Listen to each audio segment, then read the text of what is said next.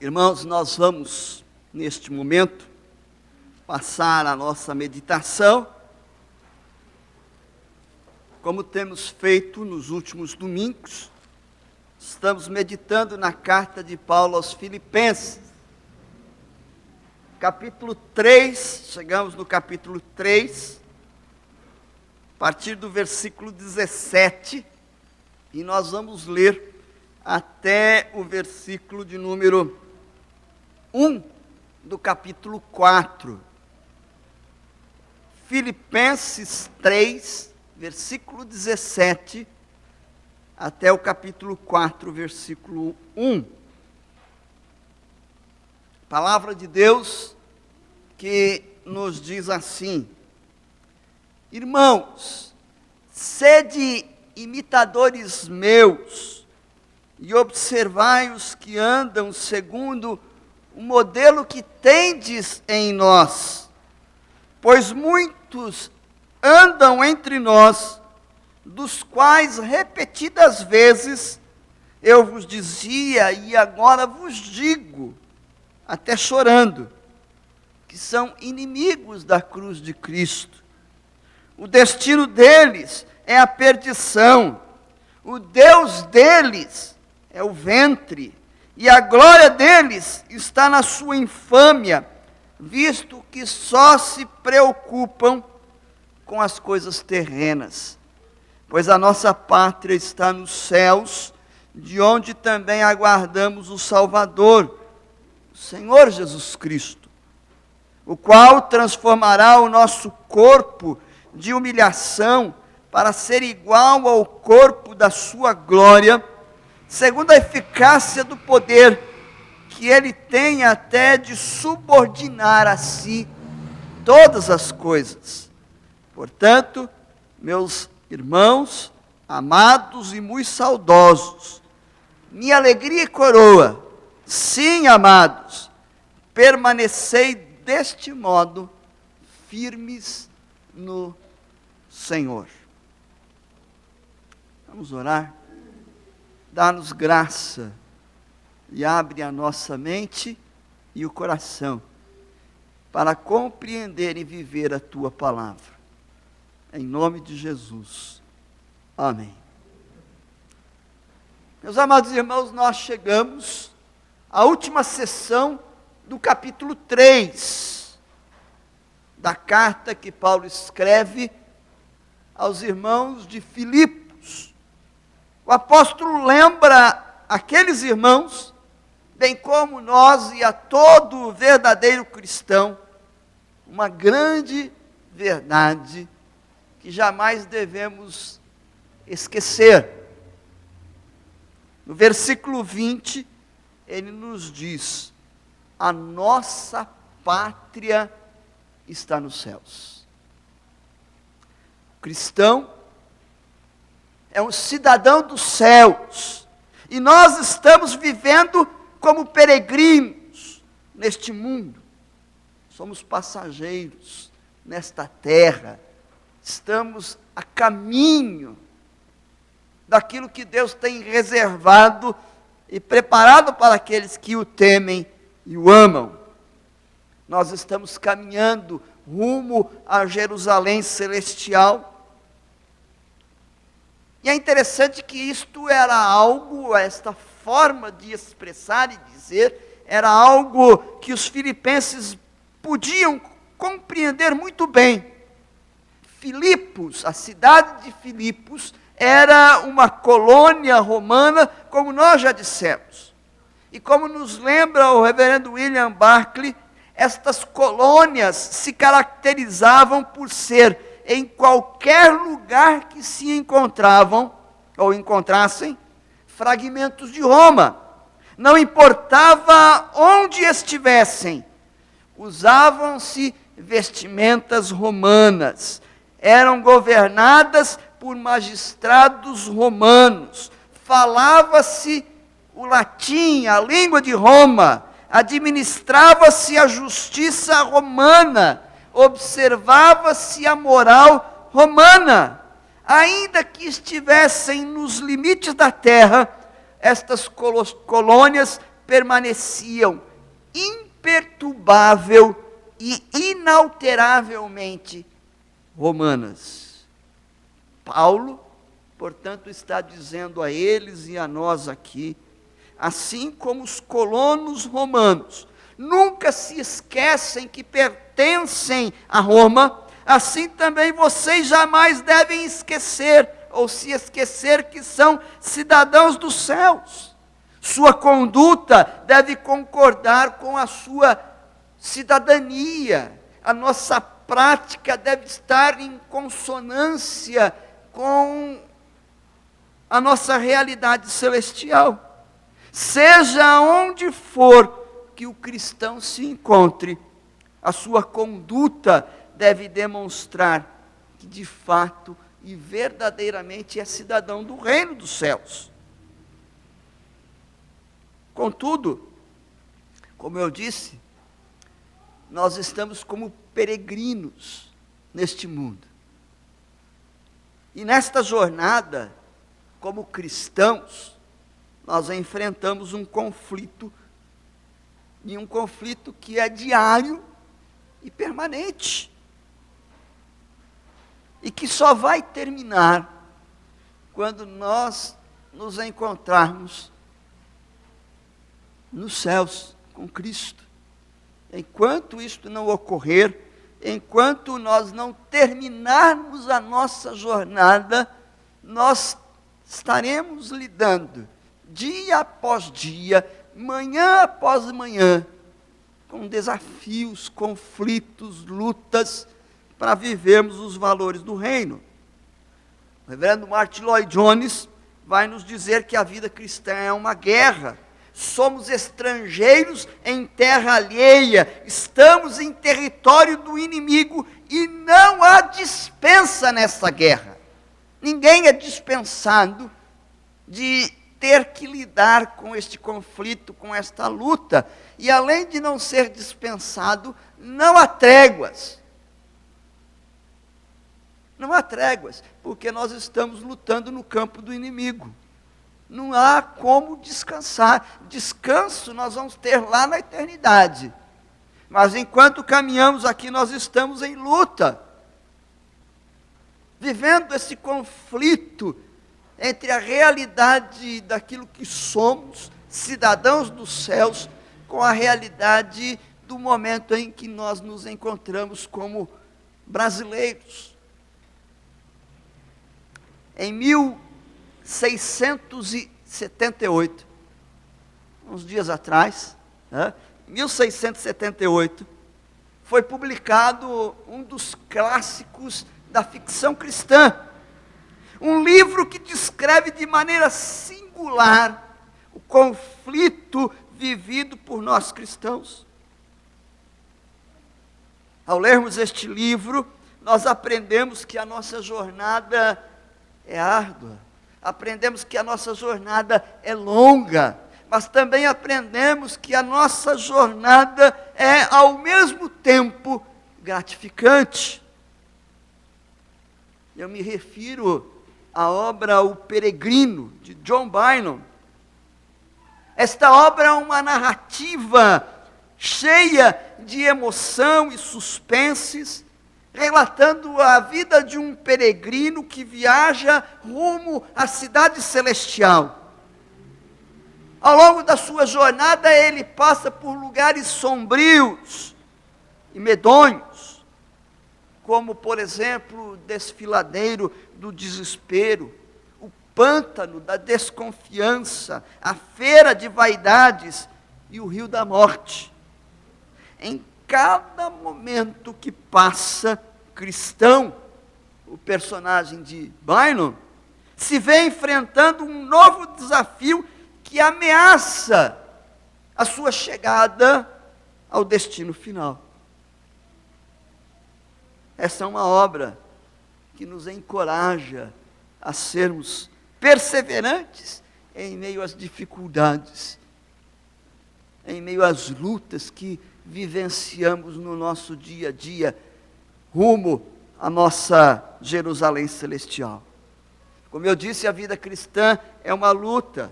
Estamos em guerra contra o mundo, a carne, o diabo.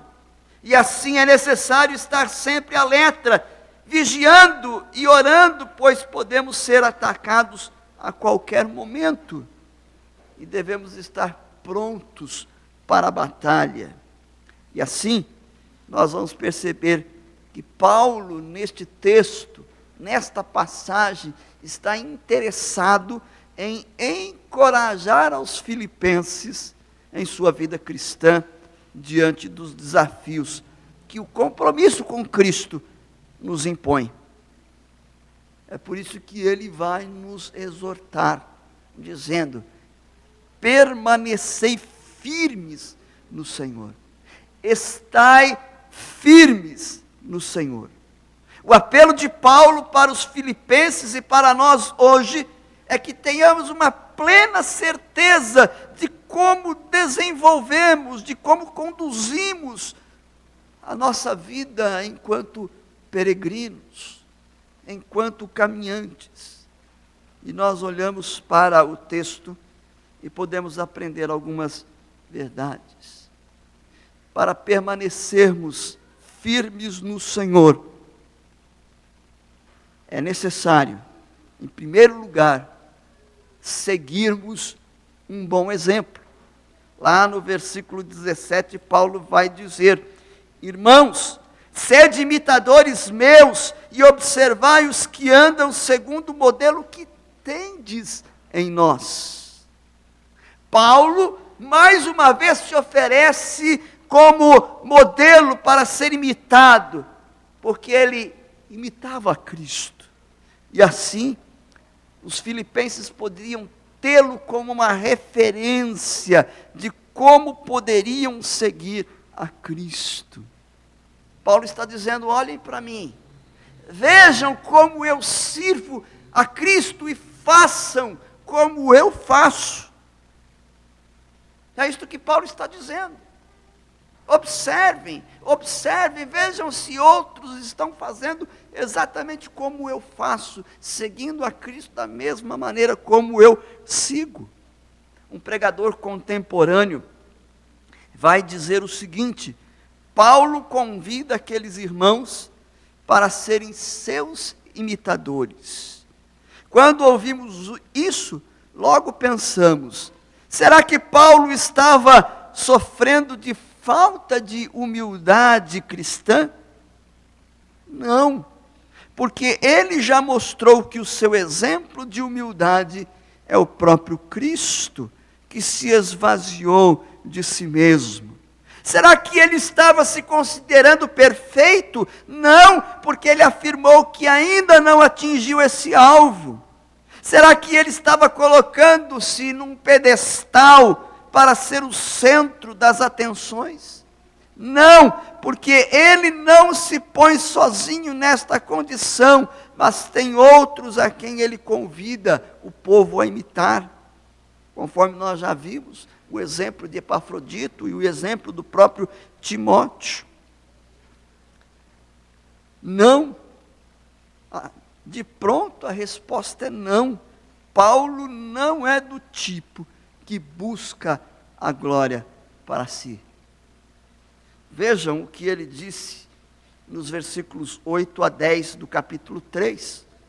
Ele vai falar assim: sim, deveras considero tudo como perda, por causa da sublimidade do conhecimento de Cristo Jesus, meu Senhor, por amor do qual perdi todas as coisas e as considero como refúgio para ganhar a Cristo e ser achado nele, não tendo justiça própria que procede de lei, senão a que é mediante a fé em Cristo, a justiça que procede de Deus, baseada na fé, para o conhecer e o poder da sua ressurreição e a comunhão dos seus sofrimentos, conformando-me com ele na sua morte.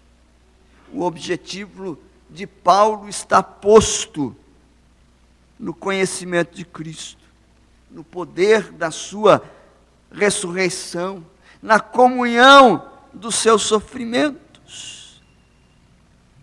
Ele deseja ser conformado com a sua morte para alcançar a ressurreição dos mortos. O cristão, através da fé em Cristo, deve mortificar os desejos da nossa carne, enquanto crescemos em comunhão com a sua morte e compartilhamos dos seus sofrimentos. Mesmo debaixo de lutas, de perseguições, de conflitos, devemos buscar uma vida de santificação. É isto que Paulo está dizendo. O autor aos Hebreus nos diz que sem santificação ninguém verá o Senhor. Assim, se nós queremos conquistar a cidade celestial e desfrutar de uma perfeita comunhão com o nosso Salvador, devemos imitar a Paulo numa vida de consagração e santificação. É isto que Paulo está nos dizendo. Permaneçam firmes. E para isto é necessário seguirmos um bom modelo. E Paulo se oferece como um modelo a qual nós devemos imitar. Para permanecer firmes no Senhor, em segundo lugar, é necessário discernimento. O texto nos diz que nós devemos discernir os falsos religiosos. Vejam os versículos 18 e 19. Pois muitos andam entre nós, dos quais repetidas vezes eu vos dizia, e agora vos digo até chorando, que são inimigos da cruz de Cristo. O destino deles é a perdição, o Deus deles é o ventre, e a glória deles está na sua infâmia, visto que só se preocupam com as coisas terrenas. Havia na igreja de Filipos aqueles que eram um aberto escândalo por sua conduta e por seu modo de viver, estavam evidenciando e demonstrando que na verdade eram inimigos da cruz de Cristo. Nós não sabemos ao certo se Paulo está se referindo ao mesmo grupo que ele já tinha dito antes, os judaizantes, que também estavam causando problemas na vida da igreja. Pode ser que seja o mesmo grupo, pode ser que seja um outro grupo, mas a verdade é que estes estavam vivendo uma vida de gulodice, uma vida de imoralidade, e usavam assim o seu chamado cristianismo para justificar a sua conduta e a sua vida, conforme bem observou o reverendo William Barclay. É bem provável que Paulo esteja referindo-se a estes judaizantes, mas nós não podemos afirmar com toda certeza. Mas ele está falando de pessoas que estão dentro da igreja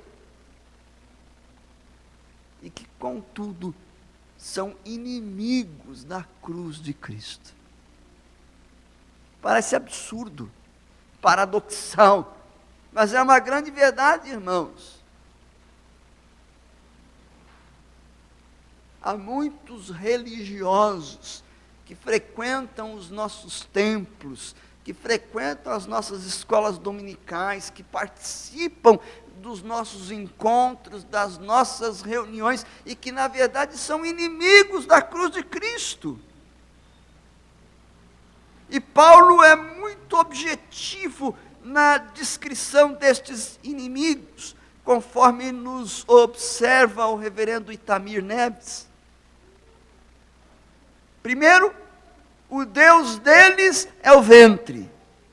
Está lá no versículo 19, o Deus deles é o ventre.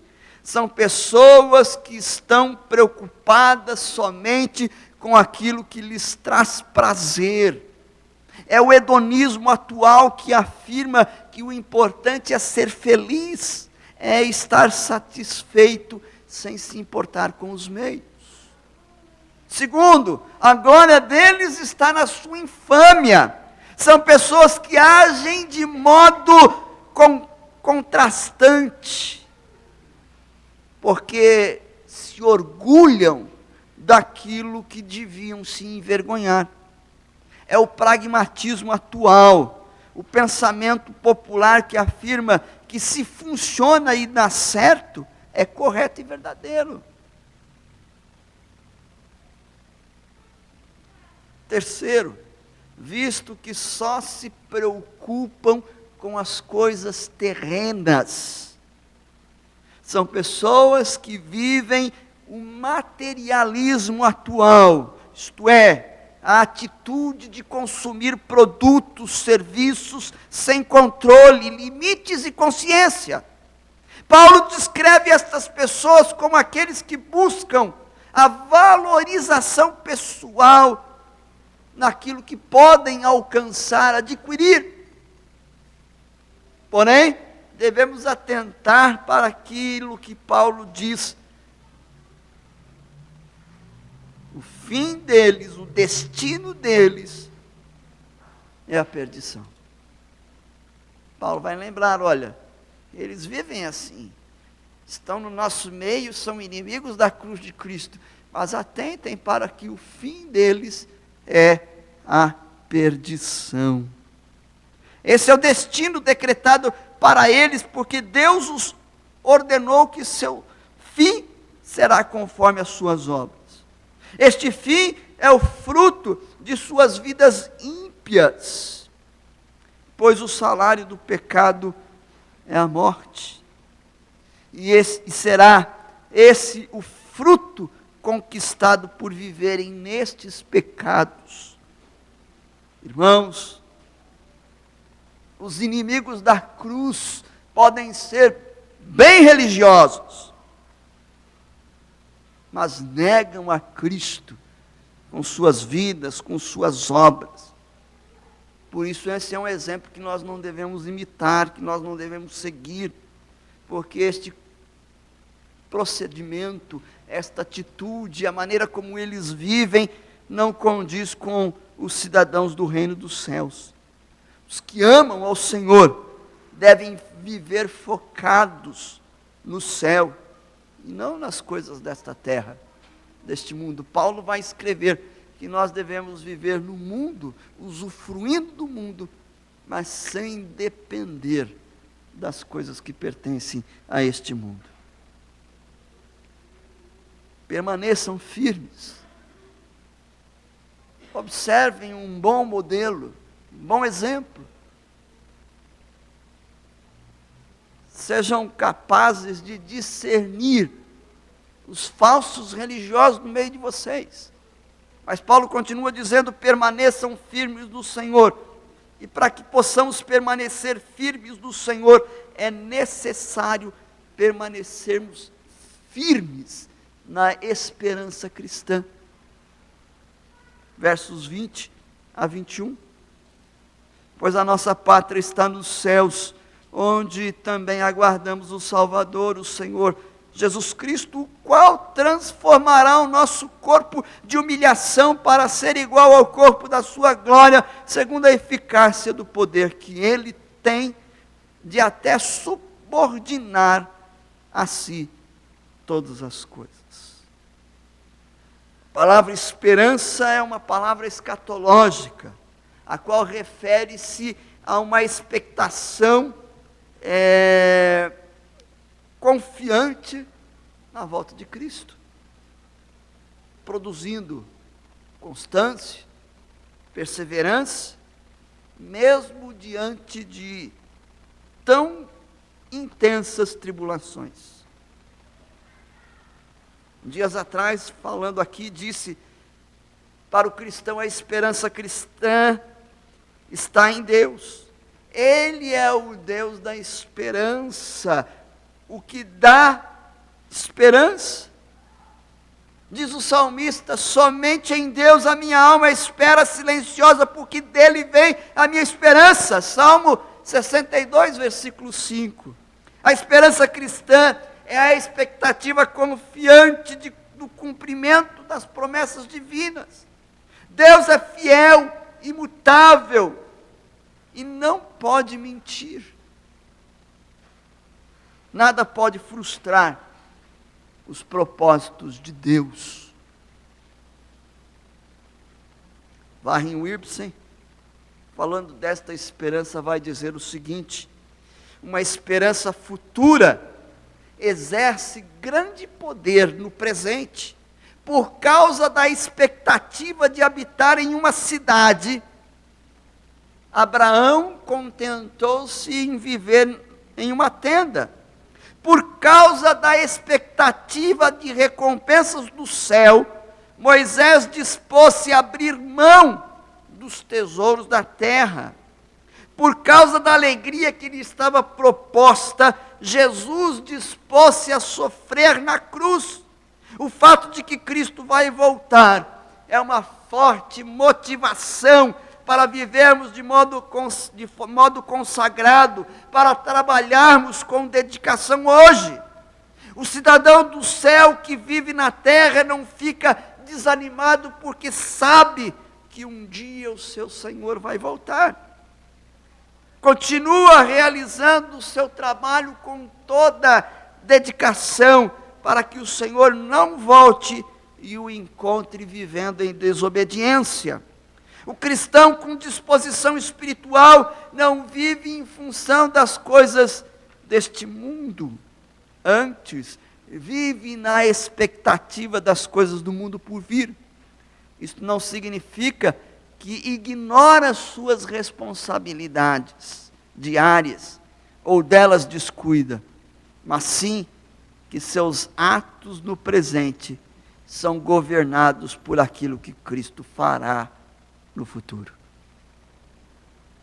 Creia em Deus, creia em suas promessas, e só assim, com fé nestas promessas, podemos enfrentar os desafios da vida, na certeza de que Jesus, aquele em que nós esperamos, nos conduz em triunfo. Portanto, só nos resta concluir com as palavras do próprio apóstolo Paulo. Portanto, os meus irmãos, amados e muito saudosos, minha alegria e coroa, sim, amados, permanecei deste modo, firmes no Senhor. Que nós possamos assim viver para a honra e glória do nosso Deus. Irmãos, vamos